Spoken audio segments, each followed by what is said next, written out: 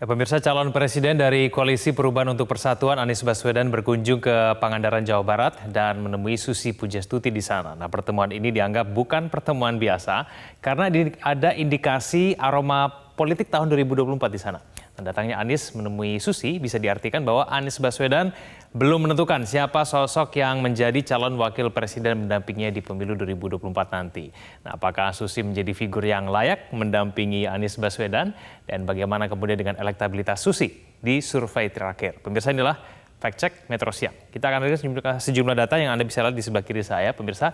Nah, dalam pertemuan yang syarat makna di Pangandaran, Jawa Barat itu ada sejumlah isu yang kemudian dibahas. Ya, ada beberapa isu. Nah, ini mengenai isu lingkungan, isu kesejahteraan sosial, dan kemudian juga membahas mengenai politik. Nah, menurut Susi Pujastuti, hal-hal yang ringan dibicarakan di sana dalam pertemuan bersama dengan Anies Baswedan. Ada hal yang berhubungan dengan lingkungan, contohnya mengenai pembuatan minyak kemiri, urgensinya membuat tumbler supaya mengurangi sampah plastik, dan kemudian juga ada isu kesejahteraan sosial.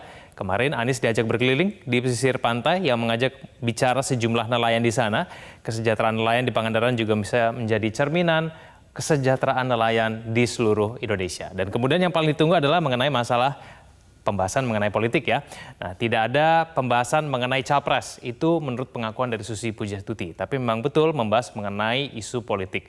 Nah, Susi Pujastuti mengatakan pertemuan kemarin ia lebih banyak mendengarkan Anies ketika pembahasan mengenai politik. Kita ke informasi berikutnya, pemirsa. Nah, ini dia pertemuan Anies dan Susi tentu saja mengundang berbagai reaksi dari sejumlah partai politik, khususnya dari partai politik Koalisi Perubahan. Nah, apabila Susi menjadi cawapres pilihan Anies, nah bagaimana kemudian reaksi dari parpol pengusungnya? Nah, dari Partai Nasdem dan PKS memberikan hak sepenuhnya kepada Anies Baswedan. Jadi Partai Nasdem dan PKS sepertinya tidak masalah kalau misalnya Anies memilih Susi menjadi cawapresnya. Nah, ini adalah tanggapan dari Charles Mekiansyah yang merupakan Ketua Bidang Media dan Komunikasi Publik Partai Nasdem. Nah, itu adalah pernyataannya, dan kemudian juga pernyataan dari juru bicara PKS Ahmad Mabruri. Nah, bagaimana kemudian dengan tanggapan dari Partai Demokrat?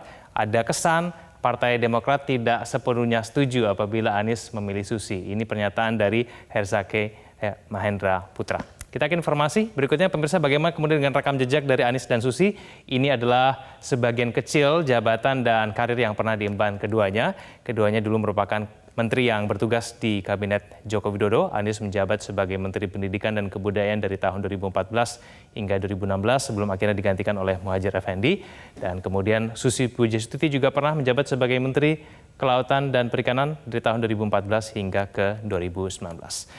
Bagaimana kemudian dengan elektabilitas Susi pada saat ini? Pemirsa, apakah Susi memiliki modal yang cukup apabila mau ikut kontestasi di Pilpres di tahun 2024? Nah, ini dia indikator politik Indonesia merekam dukungan untuk Susi pada survei di bulan Juni di tahun ini, di tahun 2023. Dalam survei simulasi 34 nama semi terbuka, Susi memiliki elektabilitas 0,2%.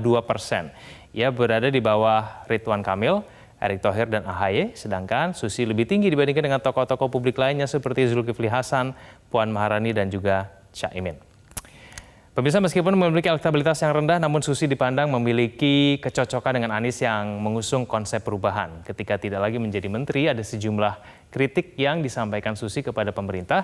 Ada sejumlah kebijakan yang dianggap bertentangan dengan kesejahteraan rakyat. Ini adalah sejumlah kritikan Susi terhadap pemerintah. Yang pertama, Susi mengkritik mengenai kebijakan memperbolehkan kembali ekspor pasir laut. Kebijakan yang sudah dilarang sejak tahun 2023 diperbolehkan kembali. Nah, menurutnya kebijakan ini akan berdampak terhadap krisis ekologis di wilayah pesisir.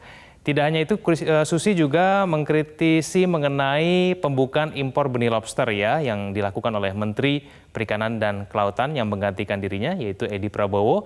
Edi Prabowo pun akhirnya dijebloskan ke penjara karena terbukti melakukan korupsi dalam ekspor benih lobster. Nah, Susi juga pernah mengkritik hal-hal lainnya seperti kemudian kritik karantina pejabat di rumah dan kemudian kritik mengenai kebijakan impor beras yang kemudian dirasa tidak memiliki keberpihakan kepada rakyat. Ya, pemirsa, figur Susi mendadak menjadi perbincangan karena Susi dianggap bisa menjadi calon potensial pendamping Anies Baswedan di kontestasi Pilpres 2024. Datangnya Anies ke Pangandaran bisa menjadi indikasi bahwa Anies belum sepenuhnya cocok dengan tokoh cawapres lain yang disodorkan kepada dirinya. Nah, kita akan tunggu siapa kemudian tokoh-tokoh lain yang akan dikunjungi Anies Baswedan. Apakah Anies akan mengunjungi tokoh-tokoh lain yang juga kerap kritis terhadap kebijakan pemerintah? Bisa demikianlah informasi fact check hari ini. Cara mudah mendapatkan informasi dengan satu sentuhan jari. Download Metro TV Extend.